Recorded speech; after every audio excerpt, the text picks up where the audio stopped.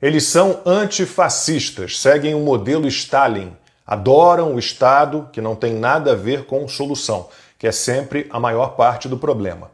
Eles são antifascistas fascistas, são um perigo, têm o terror das aspas, não se preocupam com disfarces, só enganam quem quer ser enganado, quem abriu mão do senso crítico por loucura ou interesse ou nunca teve capacidade de análise, de reflexão.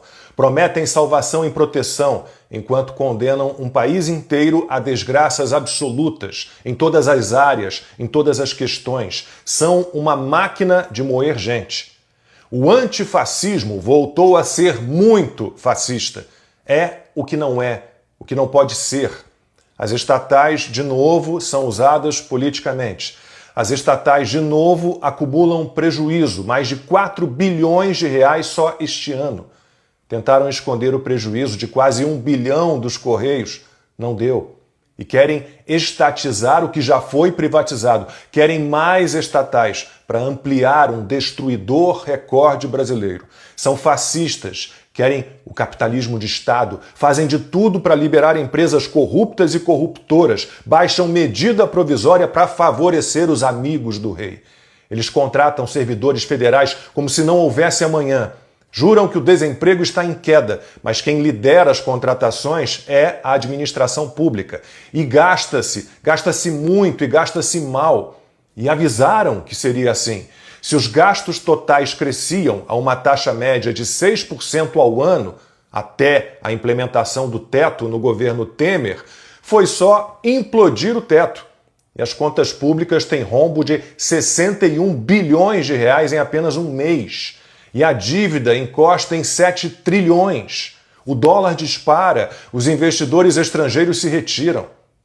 3 décadas se passaram e os antifascistas ainda sentem saudade da hiperinflação.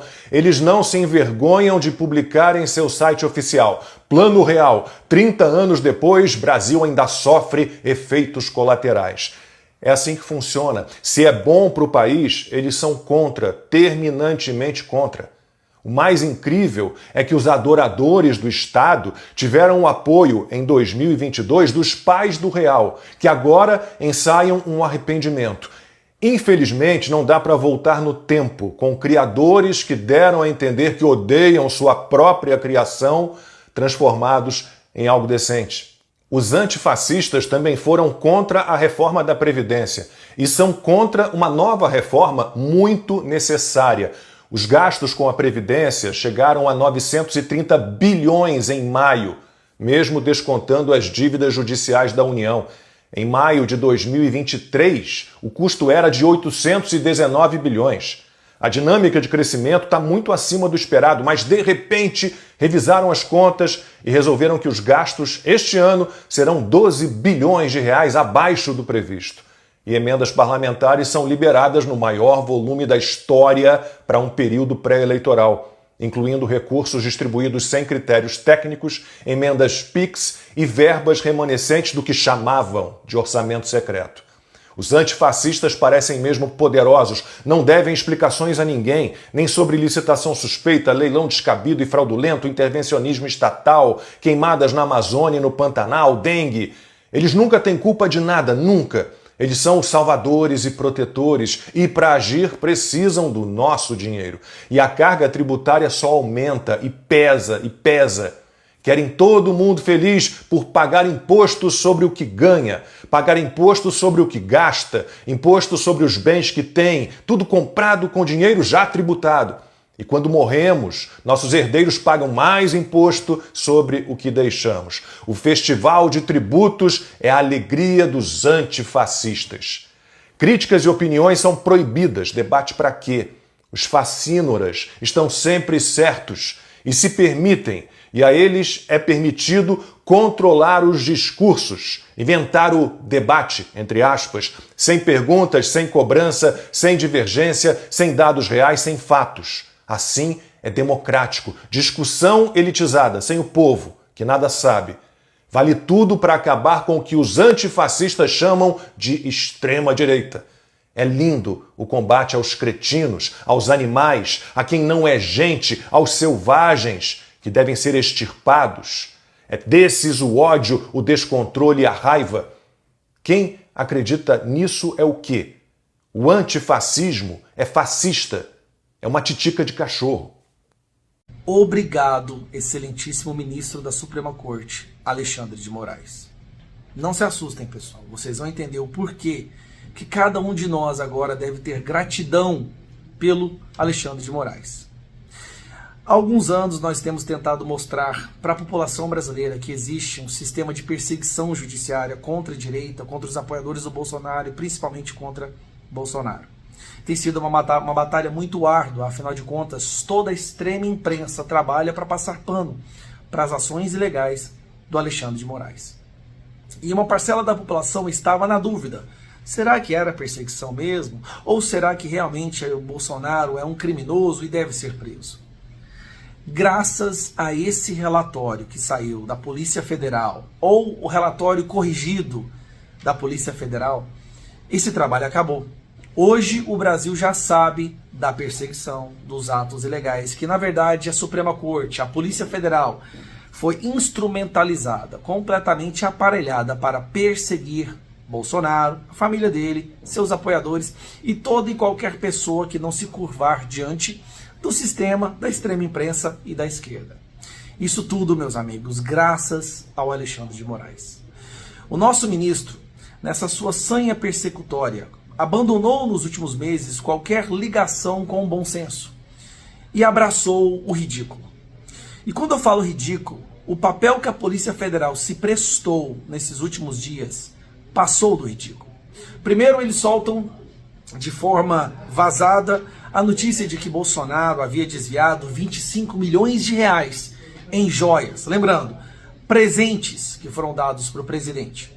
Ignoraram completamente todos os relógios e as joias e os 11 containers que o próprio Lula admitiu ter levado quando saiu da presidência.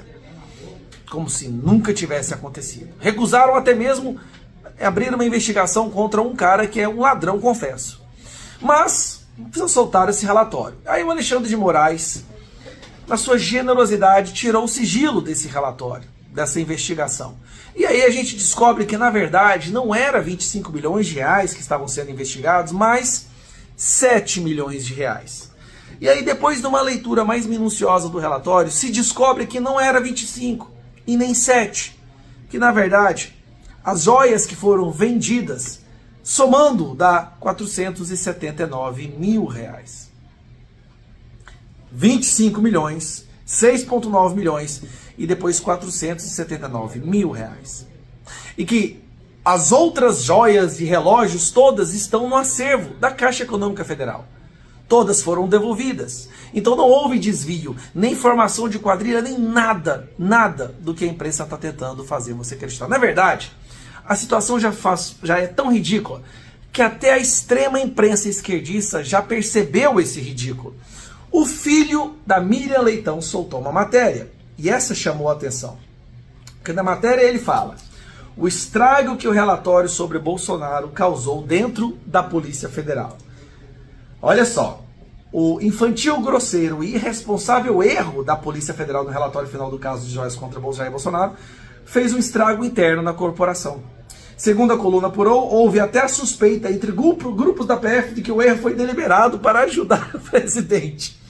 E aí ele termina: um vexame para a PF, que ajudou justamente a narrativa do principal acusado, a de perseguição política. Aqui, o jornalista da extrema esquerda, um grande passador de pano do Alexandre de Moraes, está dizendo claramente: olha, está parecendo perseguição política. E como não estaria? No relatório tem até mesmo quantas vezes Bolsonaro jogou na lotérica. Mas olha que curioso, Bolsonaro jogou na lotérica e nunca ganhou, gastou 2 mil reais. O contador do Lulinha ganhou mais de 400 vezes. Assessores do PT ganharam milhões de reais jogando na lotérica. E Bolsonaro, o incrível milionário que adora jogar na lotérica e nunca ganha. Que curioso, né? Um cara que, de acordo com o relatório da Polícia Federal do Moraes, é milionário, mas nunca ganha. E aí, então, esse relatório e essa histeria de perseguição do Alexandre de Moraes, ele se desconectou com o bom senso, com a razoabilidade das coisas e ajudou a mostrar para todo mundo o nível de perseguição que existe por parte dele por parte de alguns membros da nossa Suprema Corte e por parte daquele grupo que já é conhecido no Brasil como a Gestapo da Polícia Federal. Então, é apenas gratidão. É gratidão que o povo tem. Nós temos agora o caso da joia se igualando ao caso da importunação da baleia, ao caso do leite moça e todas as outras absurdamente ridículas narrativas que tentaram ser criadas contra ele. Lembrando, todos os presentes que passaram por uma comissão que dizia que esse presente podia ser do Bolsonaro como pessoa, e assim ele poderia fazer a forma que ele melhor entendesse. Quanto ao Lula, eram presentes do Estado, como um trono, ele mesmo admite que ganhou um trono, e levou tudo embora nos seus containers. E ninguém nunca mais viu, nem ouviu falar. E containers e acervo que foi guardado no armazém pago com empresas que devolveram dinheiro de corrupção. Empresas como Odebrecht e algumas outras. Então, nunca foi tão fácil mostrar a diferença entre os dois líderes políticos, o da direita e o da esquerda. Só que o da esquerda comete crimes e é protegido. O da direita não comete crimes e é perseguido. Esse é o Brasil de hoje. E obrigado, Moraes. Hoje a gente não precisa mais brigar e gravar vídeos mostrando que isso tudo não é uma perseguição. Até a imprensa já percebeu. O povo já percebeu. Então, agir nesse relatório, nesse indiciamento contra Bolsonaro, só vai fazer ele ficar tão grande quanto o Trump ficou depois de ter sido condenado nos Estados Unidos. A população instintivamente vai ficar do lado daquele que está sendo injustiçado. E a justiça brasileira está injustiçando Bolsonaro e seus apoiadores. Então, todas as vezes que houver uma movimentação contra o Bolsonaro e seus apoiadores, mas ele e nós seremos abraçados pelo povo brasileiro, mas a população brasileira perceberá que é a hora de se juntar à direita. Moraes é o principal causador, talvez, da fortalecimento da direita hoje no Brasil, graças a seus atos ilegais e inconstitucionais. Um abraço.